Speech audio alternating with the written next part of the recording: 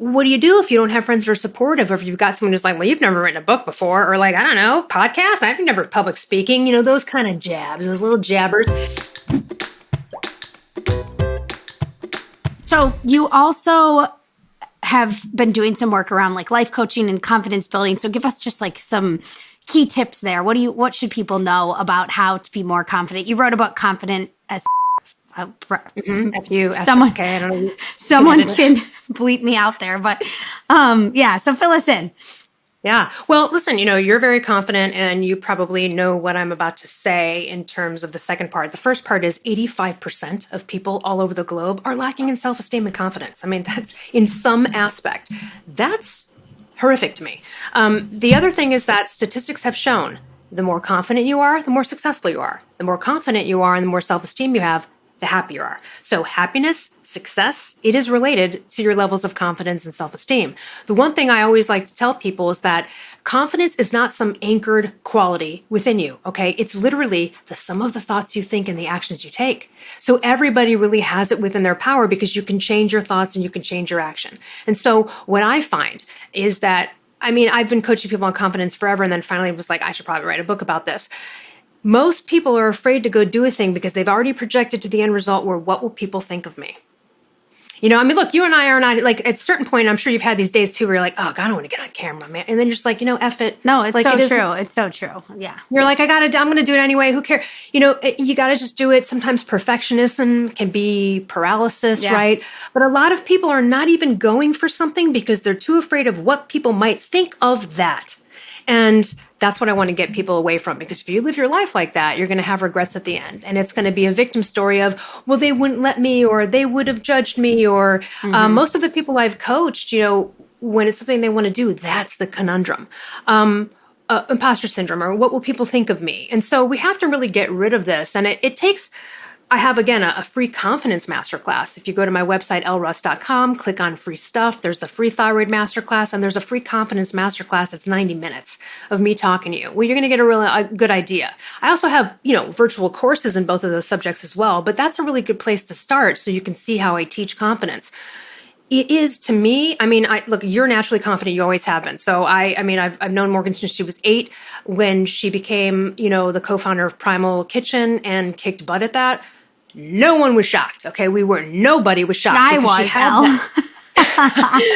We weren't. And, neither was your mom, right? Because we saw you as a child and you naturally exuded that. But you don't have to be that at 8. There's people that have found confidence at 35. You know what I mean? You can attain it at any time. So while you and I might have been a little bit more naturally tinged that way, I would also say that you probably have some moments in life where maybe you did have to refine your confidence. Usually people like us who are alpha females who are highly confident, Morgan, maybe you'll resonate with this. I'm very direct, and some people take offense to, they're not used to that. So we have pitfalls with confidence. Sometimes we're not as diplomatic as maybe we should be because we speak too quickly. So we need to kind of be careful on the send more than someone else who might be more diplomatic.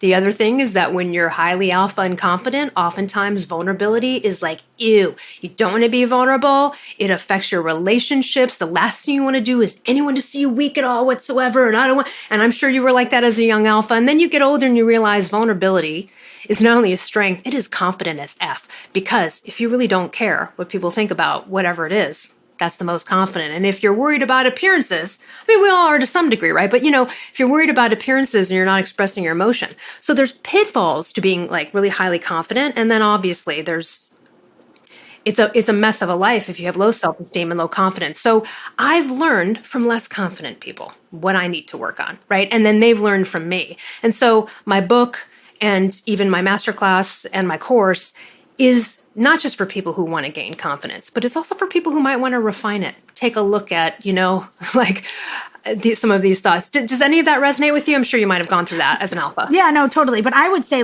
I might appear very confident, but I'm actually not. I think, there's stuff I want to do that I'm not doing. Yeah. And definitely being, interviewing people and being on camera more there. It's there is a level of vulnerability that just didn't exist. So I'm a natural. What do you mean you appear confident though? You were able to go start a company and do this and not quit and go, I don't know, it's too hard. Yeah, you were able to forge ahead. I was, but I still, you still struggle even I think there's still stuff where I'm like, ooh, or I don't know, you putting yourself out there, it's just never really that easy. It's never going to end. Like I'm really bad in formal situations. So like, Primal Kitchen was acquired by Kraft Heinz, and I'm still running the company. I report into Kraft Heinz, and we have to do a lot of like presentations, like PowerPoint presentations. Like I'm illiterate in developing a PowerPoint presentation, and I'm really actually not very good at all at presenting like formal information. Like I can tell you on a cellular level what's going on with the business, but like speaking this corporate language that I just don't speak is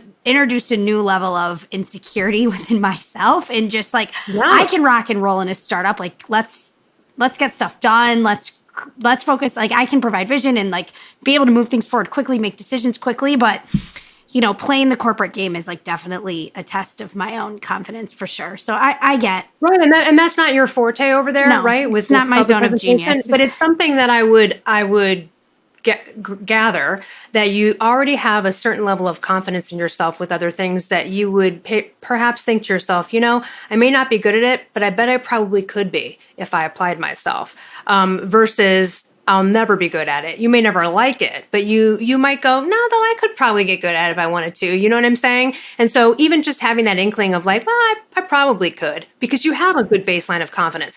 But yeah, there's going to be pitfalls everywhere. I'm not going to teach you how to bungee jump. I don't know how to do it. I'll kill you. I'm not confident. You don't have to be confident in everything, right? It's what you're good at. But at the end of the day, generating self-esteem and confidence comes from within. No one's going to do it for you.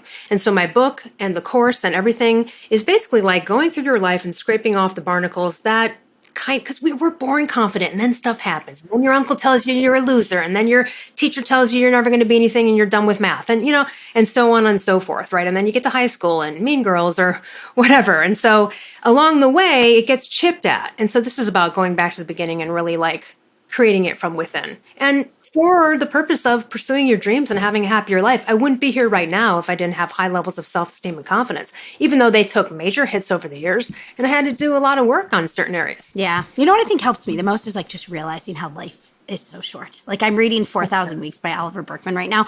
And like, we're just not here for that long. So like, are you going to do it, or are you going to stress about it and never do it? I mean, we just don't have that much time. And in the end of the day, like the whole like worrying about what other people think, like people are going to gossip about you or hate on you for like 30 seconds. In the end of the day, everyone's so self-absorbed. They're going to be on to worrying about something in their own life or some of their own drama. They're not going to think about you in 30 minutes. So it's like, it's so insignificant.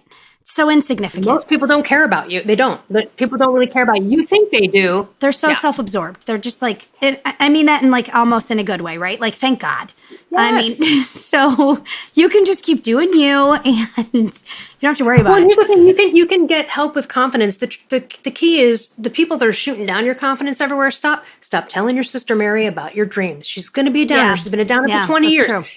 So these are the barnacles. Like, okay, we need to stay away from downers. We need to do this, that, and the other. So what do you do if you don't have friends that are supportive, or if you've got someone who's like, well, you've never written a book before, or like, I don't know, podcasts, I've never public speaking, those kind of jabs, those little jabbers.